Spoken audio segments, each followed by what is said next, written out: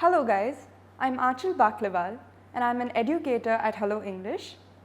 In today's session, I'm going to try to teach you how to make a stellar first impression when you introduce yourself. So have you ever walked into a room and made an opinion about someone without even having to talk to him or her? Well, you're not alone. I was conducting some research using the Idea4G network to find out that on an average, it takes a person not more than 3 seconds to form an opinion about someone. And trust me, that opinion is not easy to modify. That's when first impressions come into play.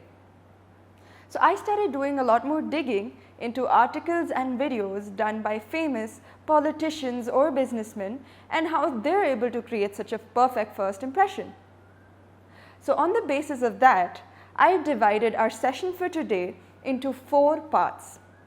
First, how to greet someone. Second, how to tell them your name. Third, how to respond to someone's greeting. And fourth, how to be able to come across as an interested listener. So idea tip number 1. Idea tip number 1 for you all talks about how to greet yourself keeping in mind the time of the day. For example, I can say, good evening, my name's Aanchal. Good afternoon or good morning, I'm Aanchal. So by including something as simple as the time of the day, you come across as a conscious and aware person who knows what's happening in their surroundings. The client also feels that you're responsible enough to take in their queries or doubts if any. So that's a wonderful way to create a first impression in a formal setting.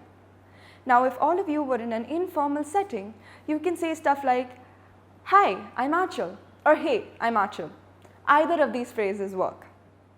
Idea tip number 2. This idea specifically talks about what to use when you're not very sure of the setting you are in. If you're not sure if the relationship you have with that person is completely formal or completely informal and the lines are blurry, you can use a safe word called hello. For example, if I've had a 5-year-long relationship with a client and you no longer have very strict or stringent relationships with that person, you can simply address him or her by saying, hello, Mr. Sharma, I haven't seen you in a while, how have you been doing?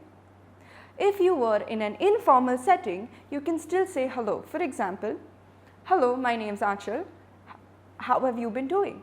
So that's another way you can introduce yourself in a setting where you're not very sure of whether it's a completely formal or an informal scenario. So both of these settings can use hello perfectly. Idea tip number 3 talks about how to respond to a person's greeting. For example, if I said, hello, my name's Aanchal, how can you respond to that in a formal and an informal setting? So if this were a formal setting, you could have said something like, hello Aanchal, it's a pleasure to meet you, or I'm pleased to meet you. Any of them work in case of a formal setting.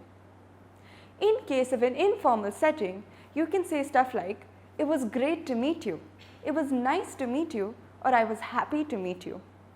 So either of these phrases work well in cases of informal situations. Idea tip number 4. This tip talks about how you can come across as someone who's interested or genuinely wants to know what the counterpart or the partner is saying. If you keep on asking questions like, oh, what did you just say? Pardon, can you please repeat yourself? You come across as someone who's not very interested, and this definitely leaves a bad impression. So I'm going to be sharing 3 sub-points in this particular tip on how you can improve the way or come across as someone who's genuinely interested. So the first thing everyone can keep in mind is that people love to talk about themselves. They love the feeling of being heard, and this is a psychologically proven fact.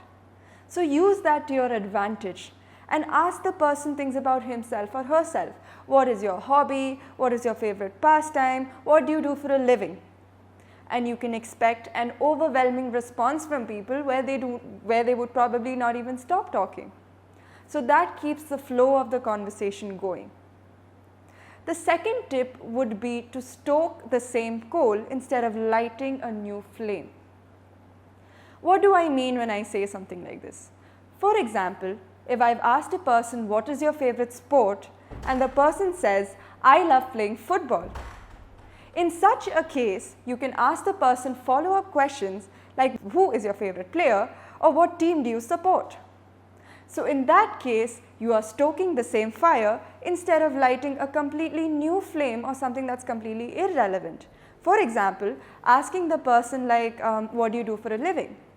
So you should extend the duration of the conversation on football for a longer period of time. The third subpoint. Over here, try to focus on what the person is saying. Do not let your mind wander away.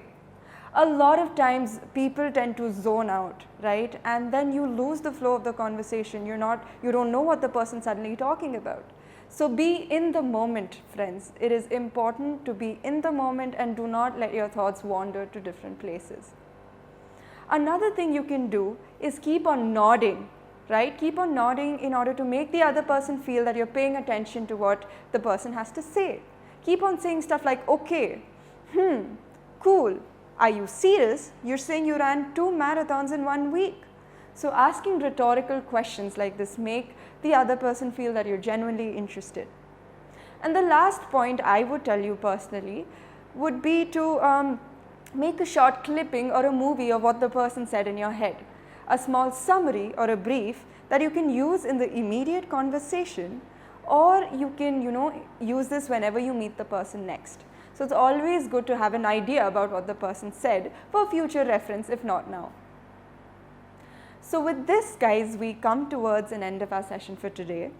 I hope it was enlightening enough for you and you would be able to create the perfect first impression whenever you meet people, be it in the formal or an informal setting. Also, I hope you people take this time out to learn a new skill from the comfort of your home by using the IDEA 4G network for a seamless experience. I would also hope that this helps you take a step closer towards achieving your dreams. Thank you.